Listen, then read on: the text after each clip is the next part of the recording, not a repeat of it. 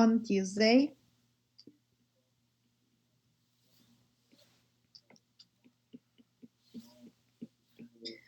So in the syllabus, I included kind of how it's going to work. You'll connect to the as usual.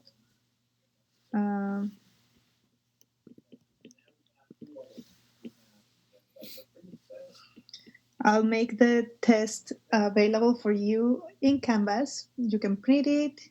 I think from my side, it would be better if you could print it and work on it, because I leave a space for you to answer, and so it's easier for me to visualize where your answers are for each of the problems and all that.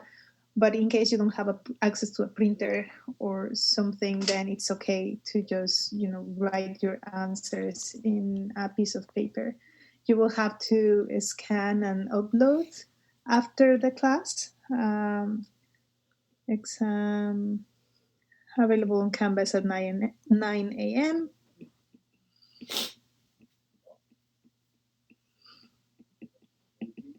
No, sorry, 11. I'm still thinking about my other class. At 11. And so the test ends it's just the time period, right? So 12:15, and you have 15 more minutes to upload.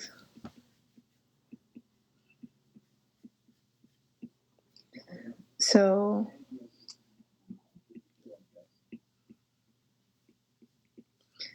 the upload access will close at 12:30. Okay. So in principle, you can take 1 minute to finish up with the exam. Just make sure that it is uploaded in time. Now, I keep you to keep connected to class. You don't have to turn on your cameras or anything like that. It's just, and again, as I said last time, especially for this class, in case there is anything that needs to be clarified. I create the problems thinking that they will be super, that they include all the details so that you know exactly in context if, I don't know, the boxes are different or identical or, all these things. But sometimes as I show it to the students, I may realize that it wasn't that clear. And so when you ask me questions, I see if there is a problem, and then I can clarify to everyone at the same time. That's why I ask you to keep connected to the class in case there is any clarification. Mm-hmm. Professor, would it be a file that's uploaded, or it's like the quizzes we've been taking? No, it's going to be a file. So you're going to handwrite your answers in paper. Okay. If you have a tablet or something like that, it's fine. I just, not typed. You can use your handwriting on electronic handwriting, let's say in a tablet or something like that. That's fine. Or on paper, and then you upload. Got it. Thank you. Yeah. What else? Any questions about that? Kind of the logistics.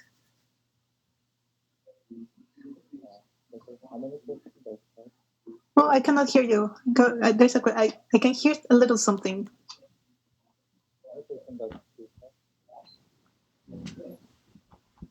No. Can you speak a little louder?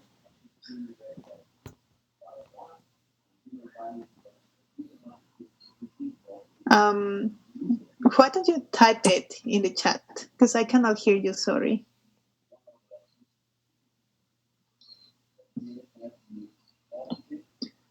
Okay. I'll wait a little bit on that. So let me just say, we'll have, this will be the third one, right? Quiz number 3, I think. Yeah, so I was able to finish it up. This one is longer. This one is 10 questions. All of them are, well, maybe a couple are little small twists to the chart, but the other 8 are complete applications of the chart. So for those is essentially, you just decide which entry, what's n, what's m, what's k, if there is a k or whatever, and then you apply it.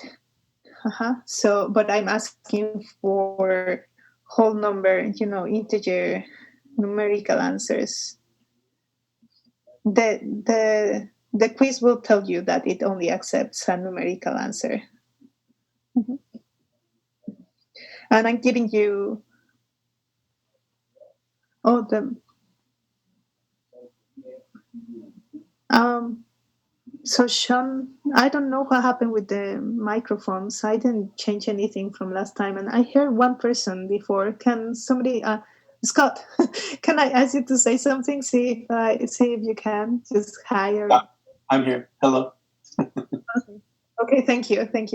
Yeah. So I don't know, Sean. Maybe you can try if you have a question. Someone asked if there's or how many questions. I don't know if that was the question. For the quiz or for the exam? For the quiz, it's exactly 10 because it's ready. I think it was before you started writing quiz, so probably about the test. It's not my question. I just see it in the chat. Oh, okay. Oh, I see. Thank you. For the test, thank you. I don't want to say how many questions because the questions that I'm planning have different parts, and I still don't know exactly how I should label them or how I should group them. I'm still making decisions, and I'm actually waiting a little bit to see how people do in the quiz. So, I don't want to say how many questions, and it's not going to be very informative anyway. I can tell you what I do usually in class. This is really the very first time that I have that test for this topic online. So that's why I'm a little bit hesitant. I'm still I have like 3 possible case scenarios planned for the exam. Okay. But what I typically do is I select I have some questions that are just kind of not necessarily straightforward answers, but more like the quizzes, that are almost direct applications of the formulas in the chart, let's say. And then I have a small selection of the wiki problems that I can put in the exam exactly as they are in the wikis, right? Because we're in person, and so you don't really have access to the wikis. But here, I will actually assume that you have the wikis in front of you. So it's okay if you want to open them and use them during the exam, which makes it very hard for me to plan the exam, because then I cannot use exactly the same problems. I have to think of something different, but not so different that it's super complicated for you guys. That's why I'm having a hard time planning for the exam. But you should expect, let's say, at least a couple of problems that are more in the sense of where you have to explain everything, right? Like kind of wiki problems. And then several ones that are more direct applications of the chart or the formulas, or almost direct, small modifications. So I guess that's what I'll say about the exam. For the quiz, you'll have, what did I say? Let me just double check how I set it up. So here's the thing. The quiz has actually long explanations for all of the answers, but you won't be able to see them until everybody submits. So, but I do want you to have the feedback, right? So, give me 1 second. Let me just double check on the dates that I set. Yeah. So I set the 6th. Yeah. So today's the 4th, 5th, 6th. So I set it up for Saturday so that everybody has access to it Sunday and Monday before the exam to go over the feedback. Make sense? I think I originally said for the weekend, maybe Sunday, but I'm thinking that you need that feedback to study for the exam. The main purpose of the quiz is that you study for the exam. So, and I took the time to have full explanations for each of the problems. Whether or not you get it right, you'll see the full explanation. But I don't want to have those full explanations available until everybody has submitted, right? So it's going to be due on Saturday, anytime Saturday.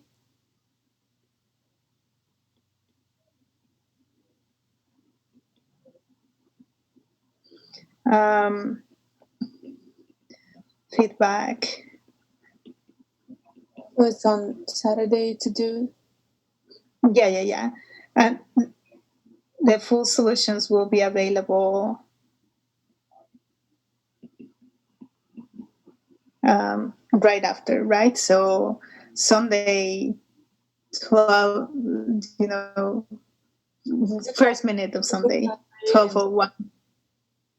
Professor, is it possible to make it due Sunday and post the solution on Monday, since we have whole Monday off too? I don't want to do that because I want you to use that to study for the exam. And if I do that, then people will only have it available Monday. But on Monday, you probably already have a work day or classes or whatever it is. So I want everybody to have the possibility of looking at that feedback on Sunday.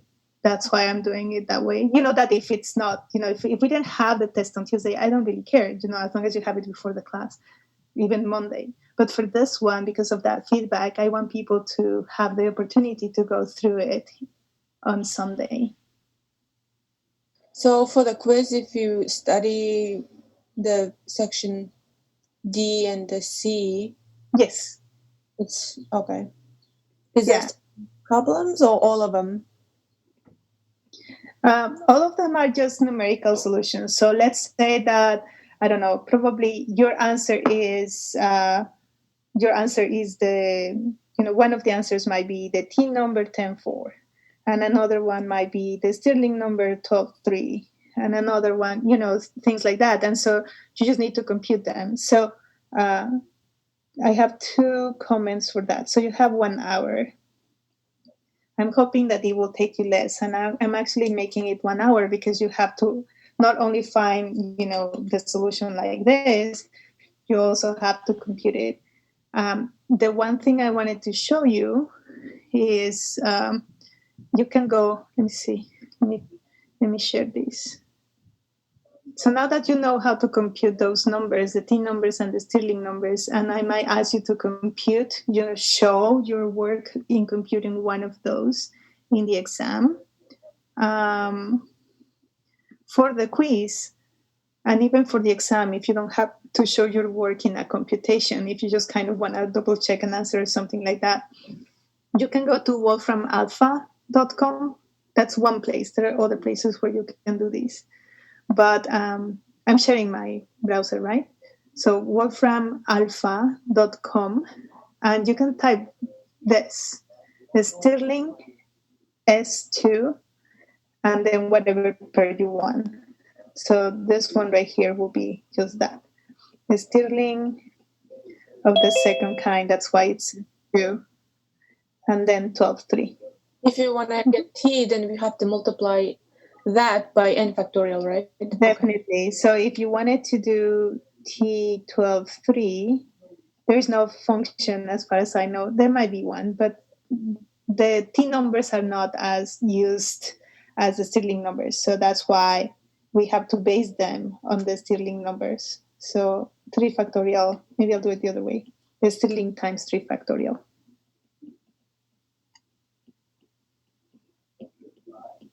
So that's going to be helpful, especially for the quiz, right? Because I'm asking you to enter numerical answers. So once you know that the answer is Stirling 12.3, then you can just do this, right? Or if you know that the answer is the T number 10.4, then you will do 10.4 times 4 factorial. Mm-hmm. So that will give you your T number. Make sense? So that you don't spend time computing, but I do need to ask for numerical answers in the quiz because it's electronic, and the system doesn't take things like this. Make sense? So I am hoping you are, of course, you're allowed to use the chat. I have partitions. How about? I have a question, Professor. In the quiz, just what will be our answer we have to put? Just numerical answer. We don't need to show how we are doing. We don't need to show the work. Exactly. Right? Not in the quiz. In the exam, you'll have to explain. Okay. And then In the exam, we have to show our work. Yes. Okay. Okay, let me go back. Who was asking before? You said something about partitions. Yeah, can we do partitions in here? Hello. For partitions, okay, you can do its length, and then you have to do integer partitions. I think it goes like this. So let's say that you also wanted them for two brackets. So let's see if it works. So it will give you the partitions and it will give you the number. So there you go. So there are 42 partitions. Did I do this correctly? Give me 1 second. Yeah, this is fine. So it gives you the partitions, although I don't know if it will give you, because the free version of it sometimes gives you just why is this giving me for 1040 there shouldn't be 611. Yeah. So it's giving you some partitions. I don't know. There's a paid version of it that might give you everything. Maybe if you click here, it will give you all of them. I don't know. But, at least it will give you the number. Without the length, it's supposed to give you the partitions, but I don't know. The length is so that you have the partitions.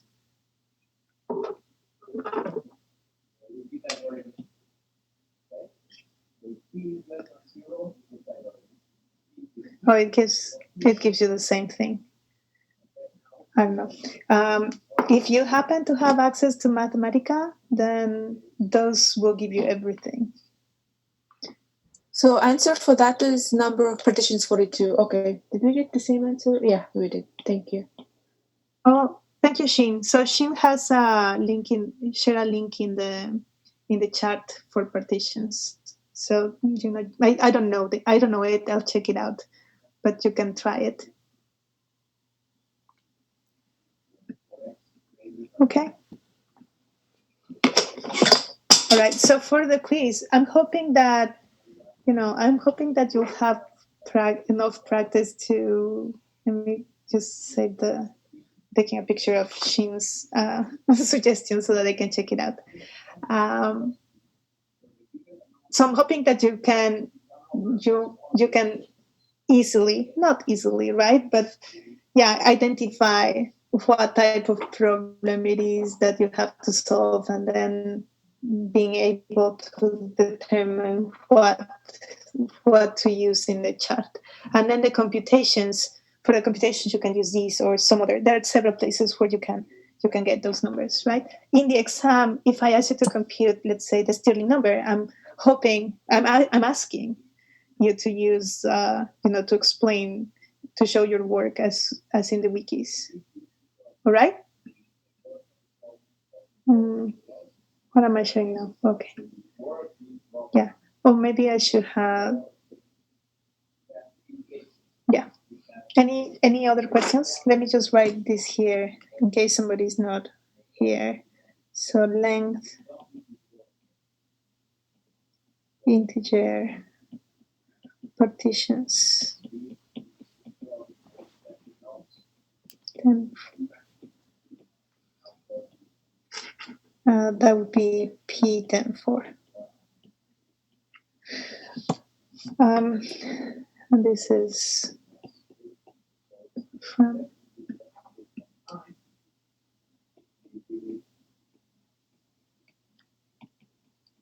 right. So any questions on that quiz 3? It's not open yet, but I'll do it right after class. Okay. All right. So let me go over the questions that you asked for the feedback quiz that I asked you to fill in. Okay.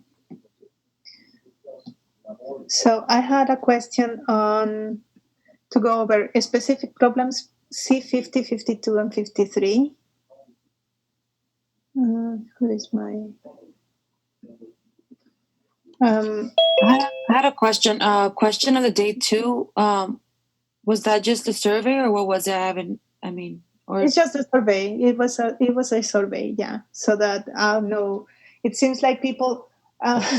It was funny because some people are actually having troubles with section A more than with sections C and D. But in general, it kind of went in order. A is the easier, then B, then C, then C and D are the same. I think almost everybody answered the same for C and D, since we covered them together, right? But then I also had some specific questions. So let me see. is there a deadline for that one? Like, when is that one due, or the question of the day? Oh, that one was for Tuesday. It was open only on Tuesday. Oh, okay. So if we didn't answer, it doesn't affect us, or? It was 2 points. Oh. Mm-hmm. I missed something. I don't know if you did it, Sean. It was just the survey. Oh, I feel bad for missing those 2 points. I had no idea if it was there. Okay. Bummer. You'll have other opportunities, Sean. Don't worry. Okay, so C50, 52, and 53 are kind of related to each other. Was it C or D? Okay.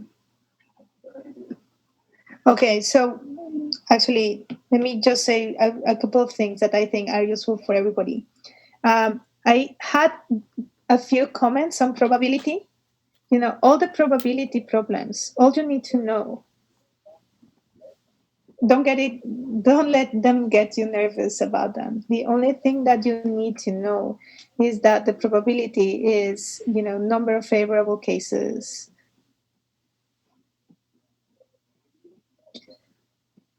over total number of cases. That's it. So in reality, those problems are problems where you need to count 2 things, and those are usually of the same type, right? So one is included in the other. So like find all the distribution and then that's the total number of cases, and then find those in that same group that satisfy a specific condition. So that's it. So if it's a probability question, don't worry about it. It's just a matter of answering 2 counting questions. The other thing was there were 2 other things that people mentioned that I think were a concern. The difference between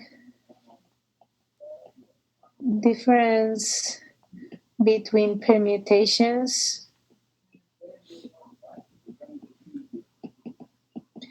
and combinations. So typically when you're talking about permutations, the order will be relevant.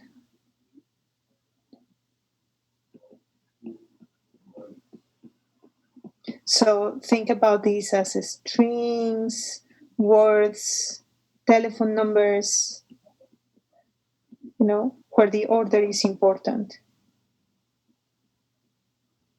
Mm-hmm.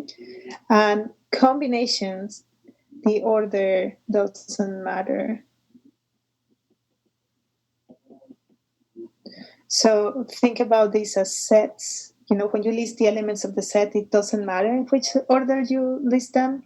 Sets, I don't know, placing objects into boxes or bags, drawers. I guess in drawers, if you're a very organized person, the order matters. But imagine you're just putting things inside something. Here, placing objects in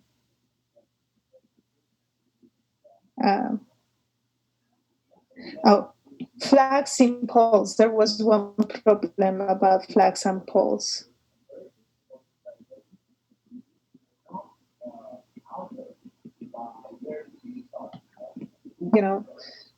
So it matters if you have flag number 1 here and flag number 2 there, or if 2 is on top of 1, so the order matters.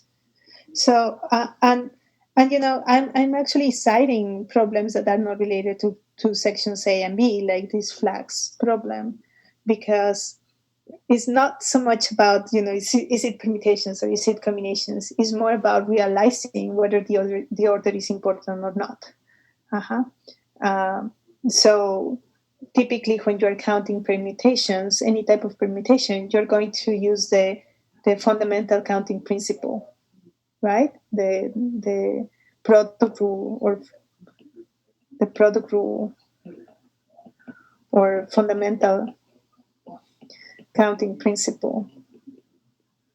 And for combinations or things that seem to be related to combinations, you're actually also using the principle, but you are typically dividing by something. So here you should think more about, the binomials or the counting principle.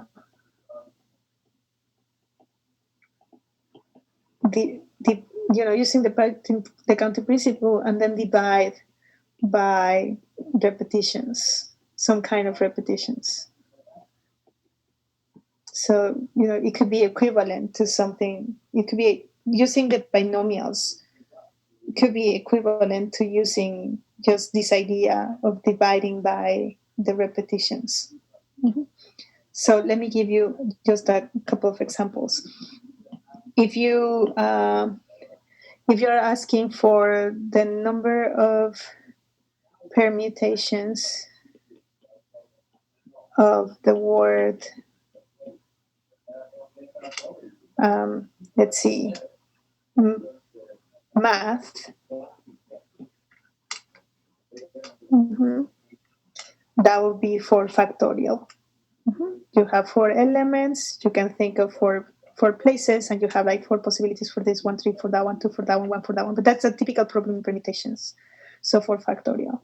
Now this one is also, let's see, the word mathematics.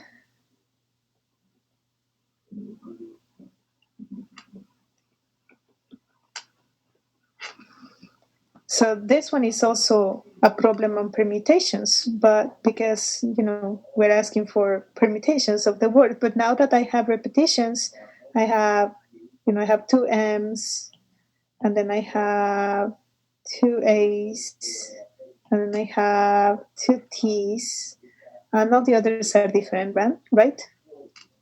So this time around, I have 1, 2, 3, 4, 5, 6, 7, 8, 9, 10, 11 factorial, but then I have to divide by the repetitions.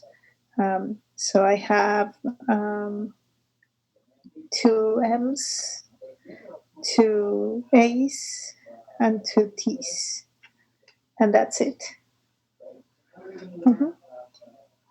Now, here's the thing. Even though this problem is asking you for permutations, you could also see it as a combinations problem. You can also use a multinomial to solve this problem. This one is actually equal, and so you can see it almost as a combination problem, as selecting, making selections. So in combinations, you're making selections, but the order in which you select things is not important. So this one you can also see it as 11. Choose two places, 2 spots for the M's, 2 spots for the T's, 2 spots for the A's, and then 1 spot for each of the other letters. 1, 2, 3, 4. Did I do this correctly? Did I count correctly? 2, 4, 6. Oh, it's 5 more. Okay. So we kind of, even though it's a permutations problem, you could also see it as selecting something. You can also see it as a combinations problem, because the multinomial is more of it's a combination of combinations. Okay. So don't stick too much about the permutations and the combinations. But if the problem say how many combinations of these are there, It really means select the objects, but you don't have to place them in a line. You don't have to order them, right? Maybe another problem. In how many ways can you select 3 people from a group of 20? Mhm. Because you are only selecting 3 people, but the order of the 3 people doesn't matter, then you're going to use 20 choose 3, right? But if you ask in how many ways,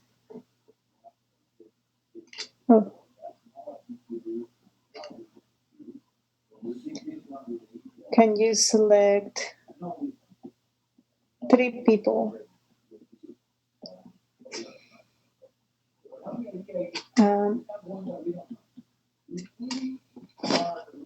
So 1 chair, 1 secretary,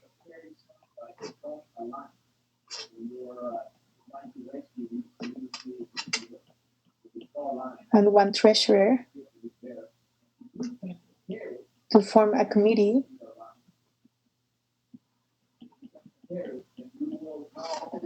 From a group of 20 people. So this time around, you're not only selecting these 3 people, but they are supposed to be, maybe I should say, one of them the chair, another the secretary, and another the treasurer of a committee. So this time around, the order is relevant. The one of the people is going to be the chair, another one is going to be the secretary, another one is going to be the treasurer. So it's not that it matters in which order. Like if you select first the treasurer and then the secretary, that doesn't really matter. But because they have a selected role in that group, then it really isn't a problem about combinations. You just use directly the fundamental theorem. I have 20 possibilities to fill in that position, 19 for that one and 18 for that one. So this is a permutations problem. This can be written as 20 factorial over 7 factorial. Yeah. So don't stick too much about the words permutations and combinations, but rather try to understand, if you think about it, even though I'm selecting 3 people here, I'm selecting 1 at a time, and it matters. First I'll select the chair, only 20 possibilities. Yeah. But if I wanted to say something like, now select 2 chairs, 2 secretaries. I don't know why I make like that. Usually doesn't happen, right? And 2 treasurers to form the committee. It's still from 20 people. So you see, then again, it's more about a matter of understanding. The 2 chairs, it doesn't matter. There is no difference. There is no distinction between the 2 chairs. But there is a distinction between the chairs and the secretaries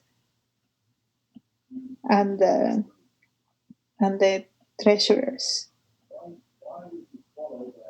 Right, so now we do 20 choose 2 and multiply that times whatever's left to 80 people. Select 2 others to be secretaries, and then from where it remains, select 2 other people. So all the time, and if you think about it, all the time we're using the fundamental counting principle. It's just that it's combined in different ways, and sometimes we have to divide by something. So here, this 20 choose 2, it really is saying choose 1, then choose another, but because they have the same role, we divide by 2. So it really is a fundamental counting principle, but we have like a shortcut for it. Okay. And the third thing that I had was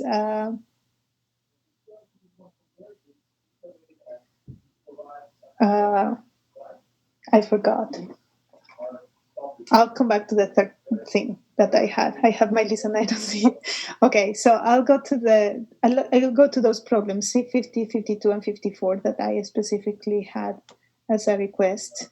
So C50 is 4 distinct digits are selected at random from the set 1 through 9.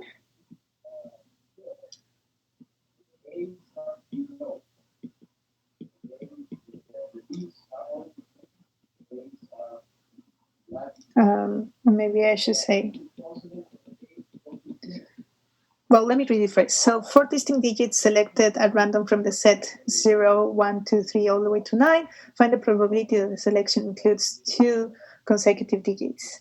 So 4 distinct digits selected from 0, 1, 2, all the way to 9.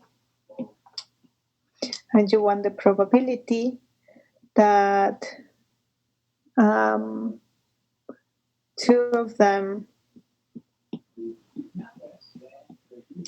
are consecutive.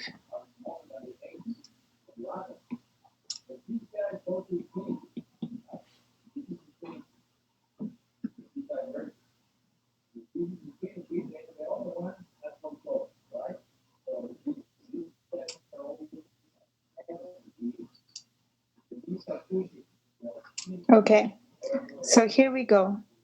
Favorable cases over total number of cases, right? So selecting 4, that's a combination. We're just selecting 4 out of the 10. And to select 4 that are not consecutive, then we're going to do the following. So, the ones that we're not selecting are 6 of them. So I'm gonna do this. I'm gonna use 6 that are unselected.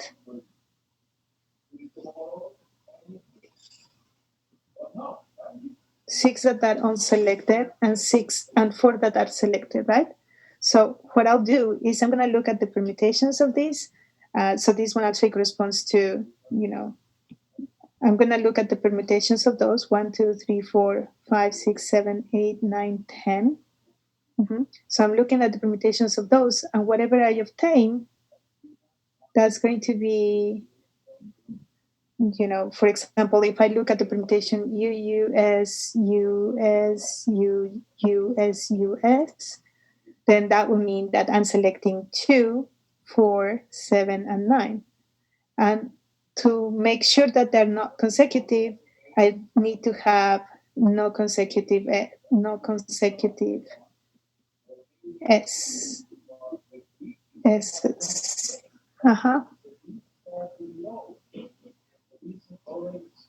Yep. So what I'm going to do is the following. I'm going to put the unselected ones, like separators. And so here I have gaps. And I need to select 4 gaps for the S's.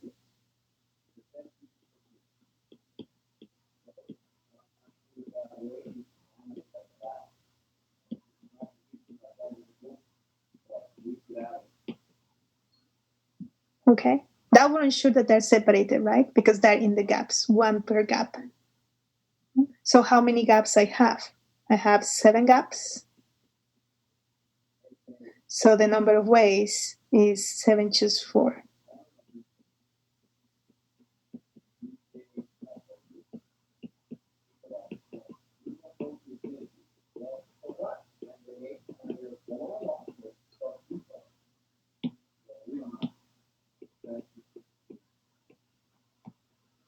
So this is 7 choose 4.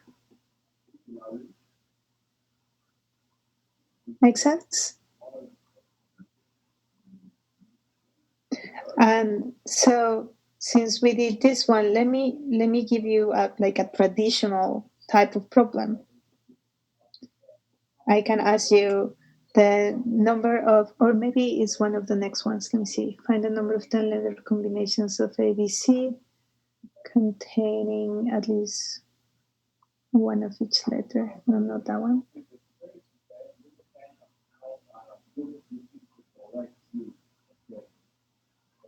Okay, no.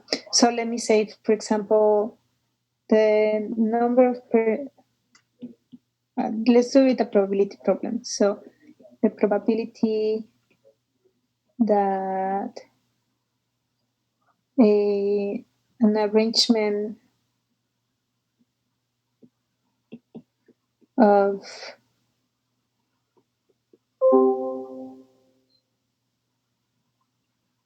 the letters A, B, C, D.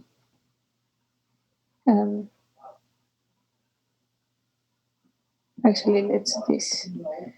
A, B, B, C, C, D contains no consecutive A's.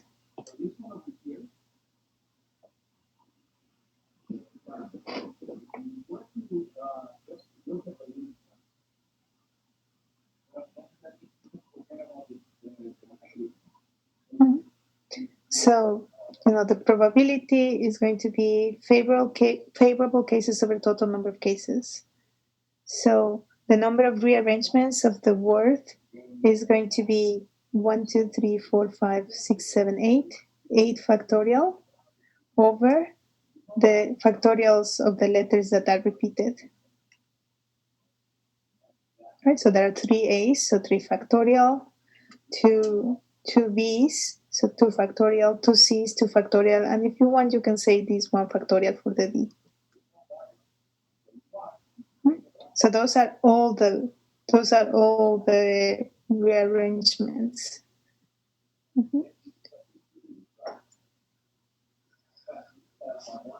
And because you don't want to have consecutive A's, what you can do is first place the B, B, C, C, and D.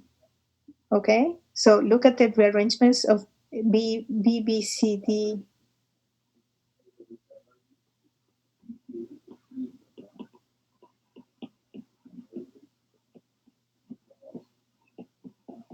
So the number of rearrangements of just those letters, not the A's, is 5 factorial divided by 2 factorial times 2 factorial, because I have 2 B's and 2 C's. Okay? And then for any of those, so for example, let's say that I had B, C, D, B, C. That's one of those arrangements, right? I look at the gaps and you select 3 gaps for the A's. That's going to ensure that the A's are not together. Yeah? So, and I can do that in, how many gaps? 1, 2, 3, 4, 5, 6. So I have 6, choose 3. So the quantity that goes above is that 5 factorial over 2 factorial times 2 factorial times 6, choose 3.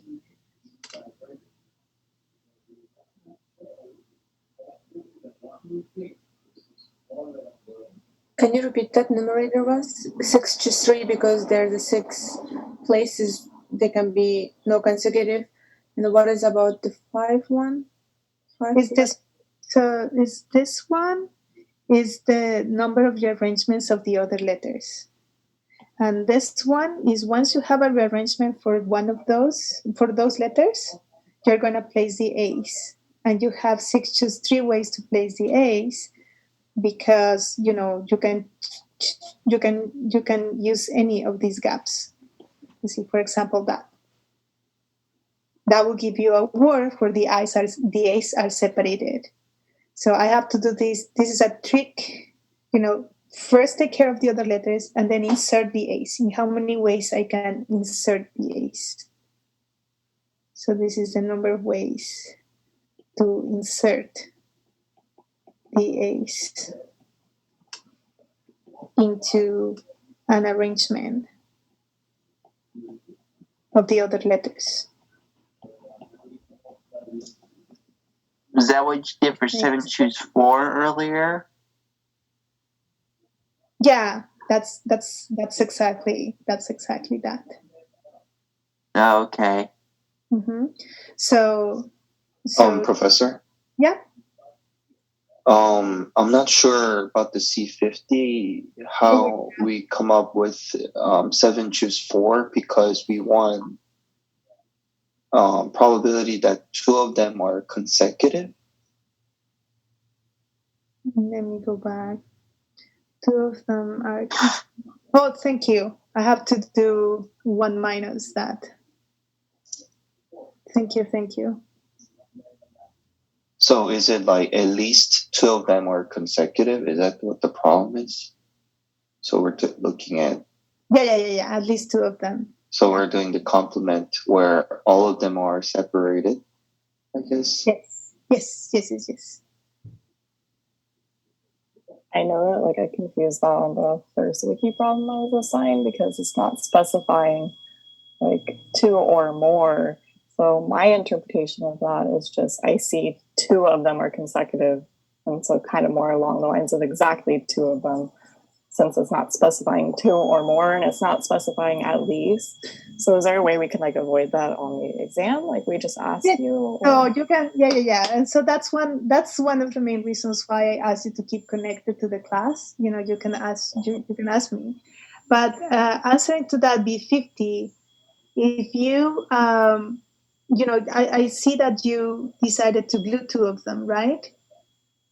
Yeah, in the lab. Not see if it was it. I think it was my other one. Yeah, but in any case, if I ask you for exactly 2 consecutive ones, it's a harder problem.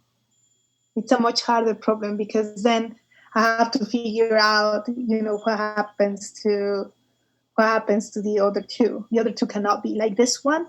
If I have the 1, 2, 3, 4, it has 2 that are consecutive, and it's easy to, the other problem will be harder. If I ask you for the probability that exactly 2 of them are consecutive, that problem will be harder. But yes, during the exam, you can always ask me. If it's not clear, you ask me. If I see that there is no problem, you can ask me in private in the chat. I can tell you what's going on. And if I see that there is an actual issue, then I'll let everybody know. I just try not to interrupt everybody during the exam if it's not necessary, because I know it's stressful. And just curious, like this part here, shouldn't there be a something here like before? I don't understand, Sean. Never mind. I was trying to figure out the 1 minus 7 choose 4 is just 7 choose 4 versus the 5 factorial divided by 2 factorial times divided by 2 factorial. So you're trying to make a more direct connection between the 2, right? But the thing is that here we're actually looking at the permutations of the word, of the letters. And in the other one, not exactly. It was, we kind of classify the digits into unselected and selected. So it's a little different. We're just trying to... Even with 7 choose 4, how do we know that's the number of ways that it's all consecutive, or 2 of them are consecutive? No, this is the number of ways when all of them are separated. This is the number of ways that all of them are separated.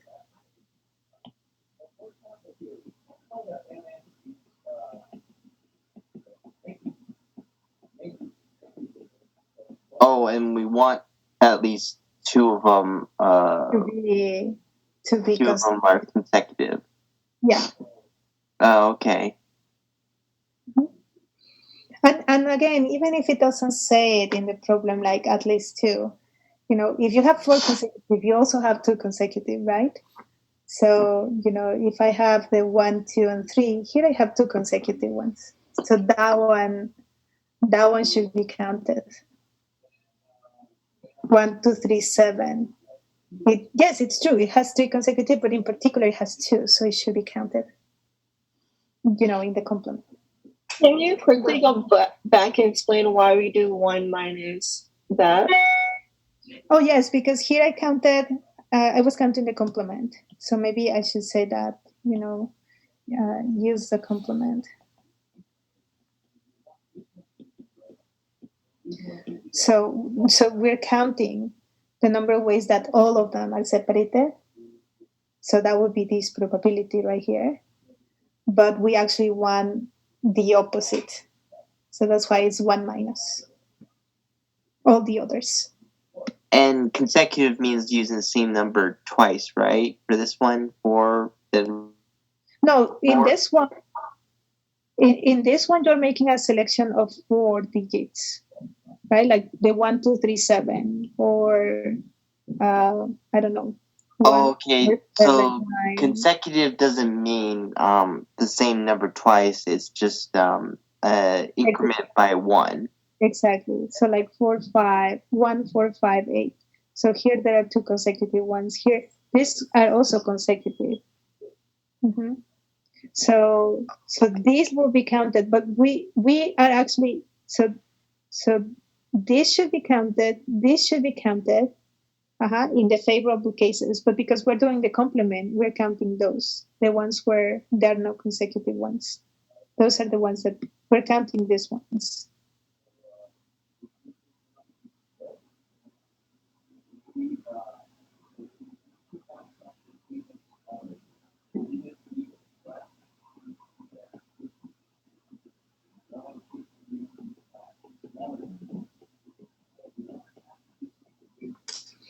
That's why we're subtracting from 1. All right.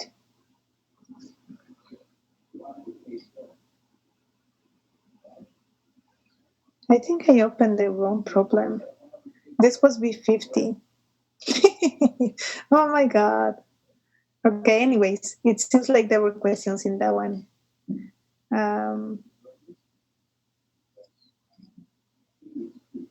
Okay, good. Okay, so let me actually go to, let me just say this was B50. Let me actually go to C50. So C50 is find the number of one-to-one functions from a 4-element set to a 7-element set. Okay, so think about the functions that go from A, B, C, D to 1, 2, 3, 4, 5, 6, 7, for example. Yeah. You want functions that go from here to here and that 1 to 1. Mm-hmm. So 1 to 1 means that every element goes to different images, right? So how many elements I have in the image set?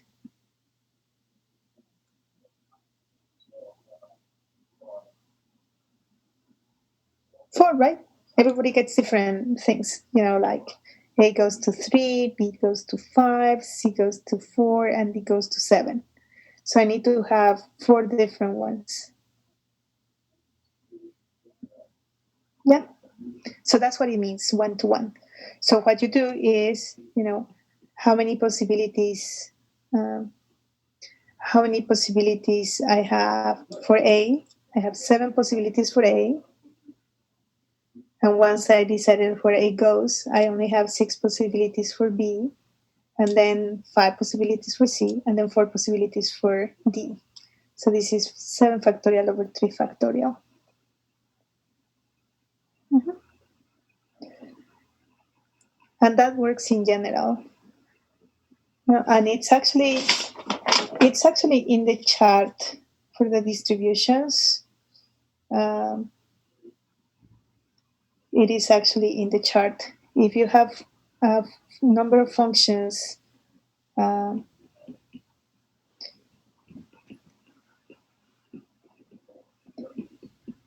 number of one-to-one functions from the set M, which is just Oh. 1, 2, 3. Yeah. Just want to make sure. Isn't there a 4 factorial missing from the denominator? No. So this is actually 7 times 6 times 5 times 4. This is another way to write it. This is just another way to write it because I want to generalize it. But it's just that, right? 7 times 6 times 5 times 4. So we're not using the binomial. It's not the binomial. Oh, I thought it was 7 choose 4, and 7 choose 4 formula is 7 factorial divided by 4 factorial times 3 factorial. Right. So it's not 7 choose 4. It's 7 choose 4. So you're selecting the 4 elements in the image, but then you have to permute them because you need to decide who goes with A, which one goes with A, which one with B, which one with C, and which one with D. So you could also solve it this way, but these two things are the same. So you can select the 4 elements that you're going to use as your image, but then you have to assign them to A, B, C, D. Mm-hmm. Right. I evaluated it where then 7 times 6 times 5 times 4 factorial, the 4 factorials cancel each other out, and then you're just left with 7 times 6 times 5 divided by 3 factorial. Yeah. So, isn't that like a little bit different from just 7 factorial divided by 3 factorial? No, it's the same thing. What cancels is the 4 factorial. The 3 factorial remains on the bottom.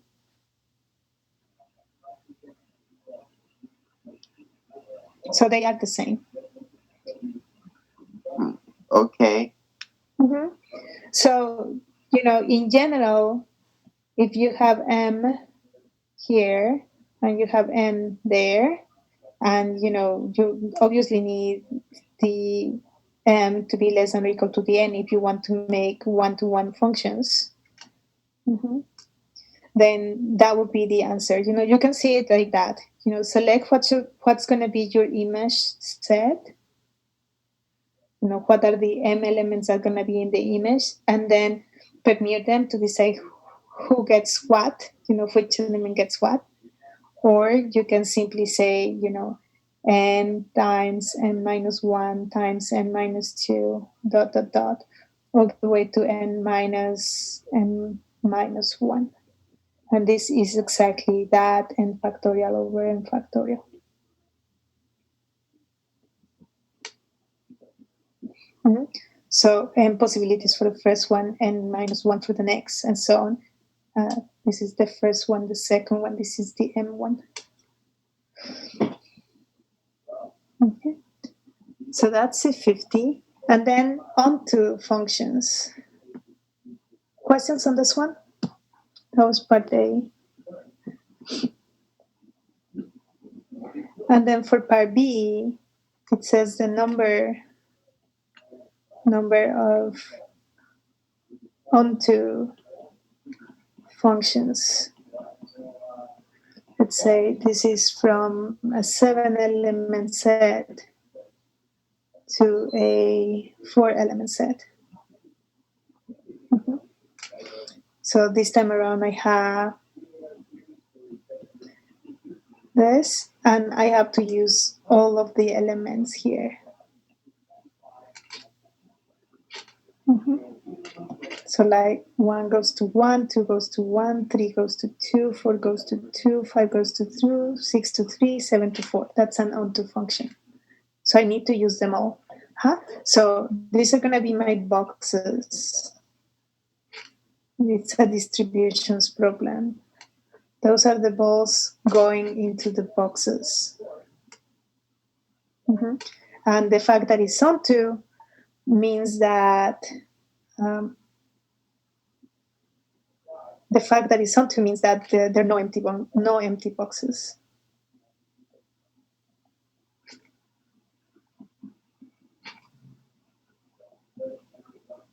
Right? In this case, it would be different balls into different boxes, no empty boxes. Perfect. Yes. Okay. Thank you. Yes. So that would be just the key of 7-4. Yes. Thank you.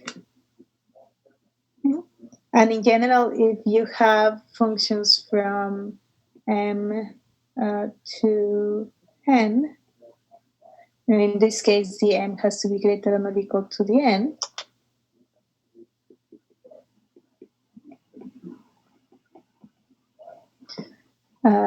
it's just going to be the t number mn.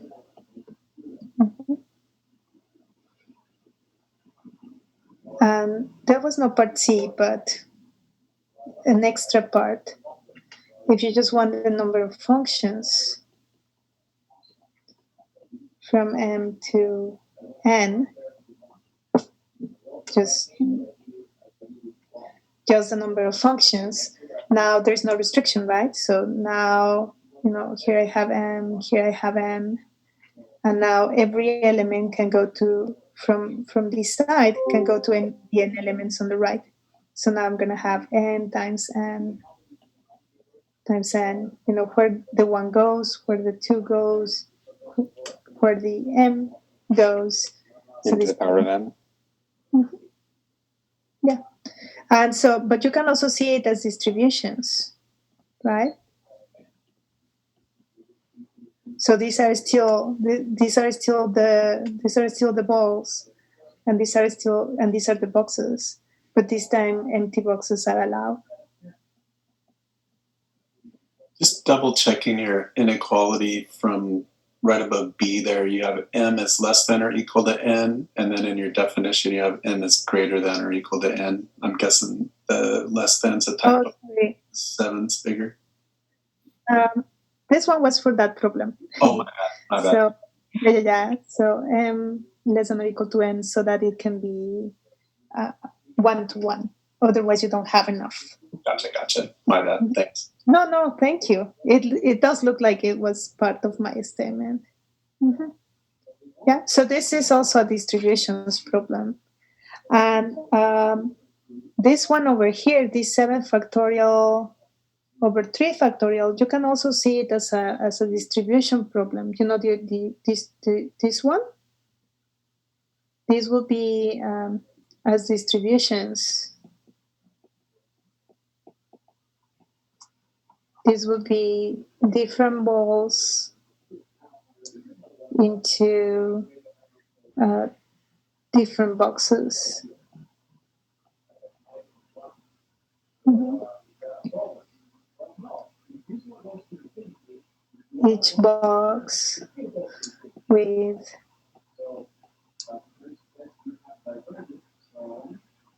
at most 1 ball.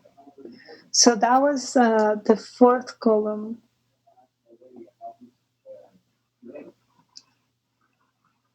In the distributions table. So, just in case you're curious, we also have an entry in the distributions table there.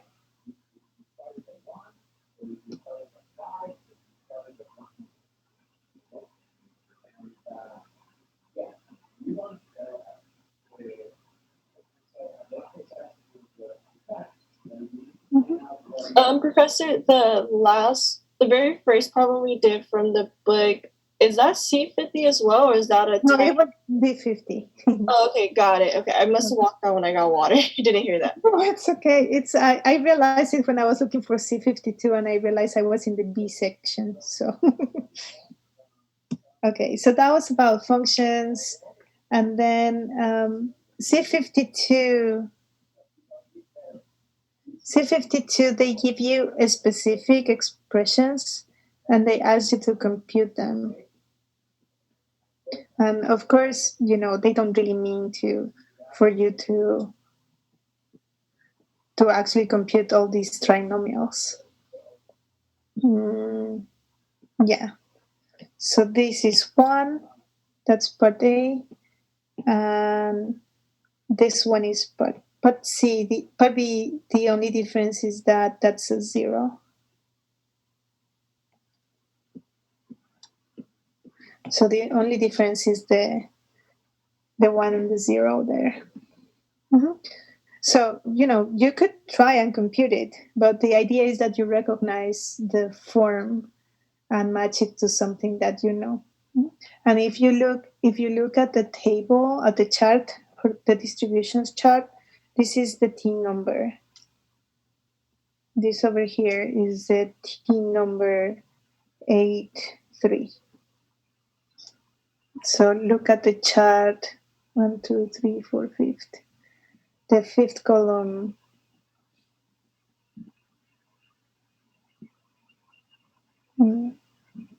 I guess the first row, besides the titles.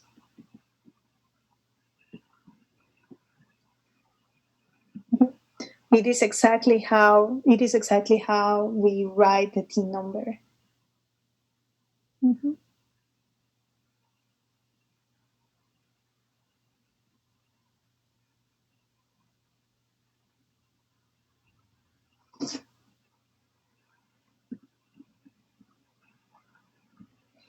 And this one over here,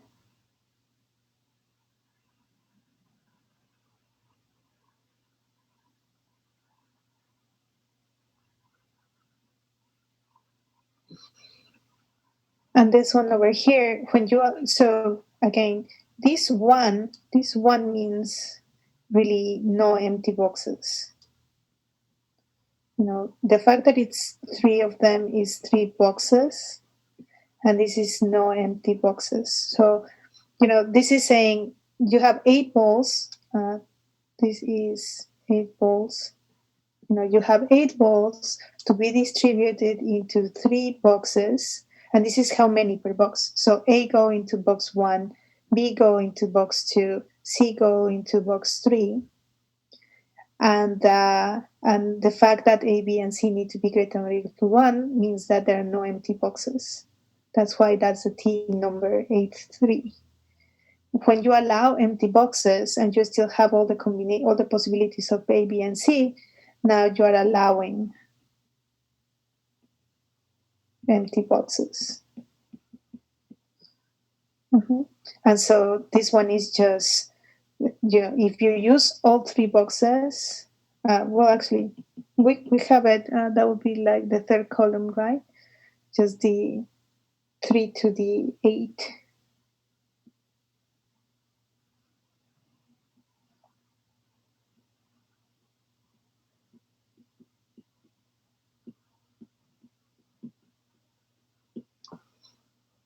Mm-hmm.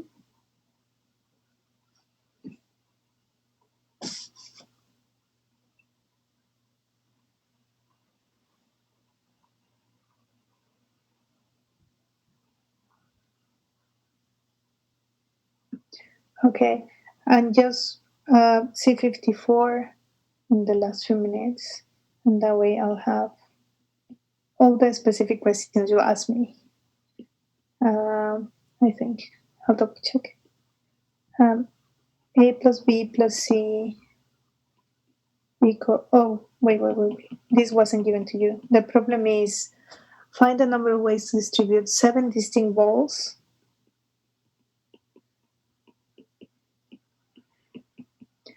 into 3 distinct boxes. If each box must contain a different number of balls.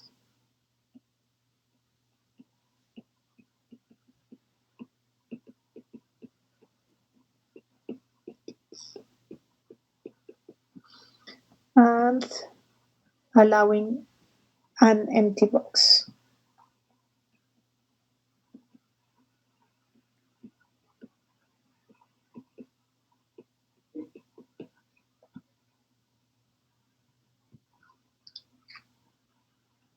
Okay, so you see, this is because it's different boxes, then the multinomials 7, that's the number of balls, A, B, C. So this is the number of balls here, and A, B, C because there are 3 boxes. And this is saying 3 different boxes, so they're actually ordered, right? And so this says A balls go to box 1, B balls go to box 2, and C balls go to box 3. That's what this multinomial means. Okay? So I need to add many of these multinomials. Just need to look at the conditions. The conditions are that each box has a different number of balls. So that means that this condition right here means that A, B, and C are different. Or maybe I'll say A, B, and C all different. And then this other condition, allowing an empty box, means that one of A, B, C can be 0. Make sense? And so now I just need to compute that. I just need to compute the sum over all A, B's, and C's such that the total is 7 because I need to use all the balls. All of them are different. So I here. And actually, I'll say all of them are greater than or equal to 0 and different. That's enough, right? So one could be 0, but because they're different, only one could be 0 of the binomials 7A, B, C. Mm-hmm. And so you can find these essentially by hand. I need to know all the possible values for A, B, and C. So let's see. I can have A, B, and C. They need to add up to 7 and they need to be different. So if one of them is 0, then I can have 1 and 6, 2 and 4, 3 and 3 is not okay because I have two that are the same, right? 3 and 3. So see, I did something wrong here. Sorry, guys. So 0, 2, 5, 0, 3, 4. Right? And that's it. If I have a 0, then I can have a 1. So this would be one empty box. And then I can have a 1. And then a 2, that's 3 and 4. That's the only one because if I try to do the next one, like 1, 3, 3, that one is not okay because it has 2 3s. So those are all my possibilities, those 4 possibilities. But, here I'm saying that definitely if there's an empty box, it has to be A, but it doesn't have to be A, right? It could also be, I can have all the permutations. I can have 1, 0, 6, or I can have 0, 1, 6, or I can have, all the permutations. But all of these will be, just for the 0, 1, 6, I will have 3 factorial permutations there. Make sense? So that's why I need to, here, instead of writing all the permutations, I'm just going to write 3 factorial times. And so I have 7, 0, 1, 6 plus 7, choose 0, 2, 5 plus 7, choose 0, 3, 4 plus 7, choose 1, 2, 4. Mm-hmm. And for all of them, it's going to be times 3 factorial because they are different. If they were not different, then I have to be a little bit more careful because if I had to actually add the 1, 3, 3, I only have 3 of those here. Okay, so any questions? Let me just write the 6. What do you think of our list?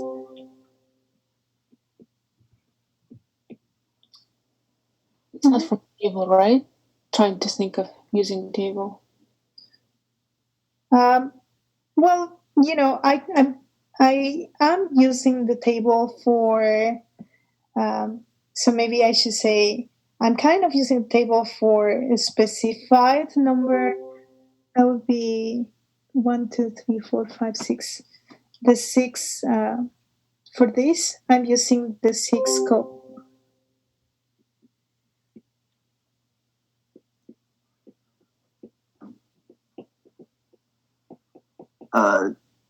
So just curious, I'm guessing we don't need to evaluate each one, but I'm just curious, what should we do if the need rises?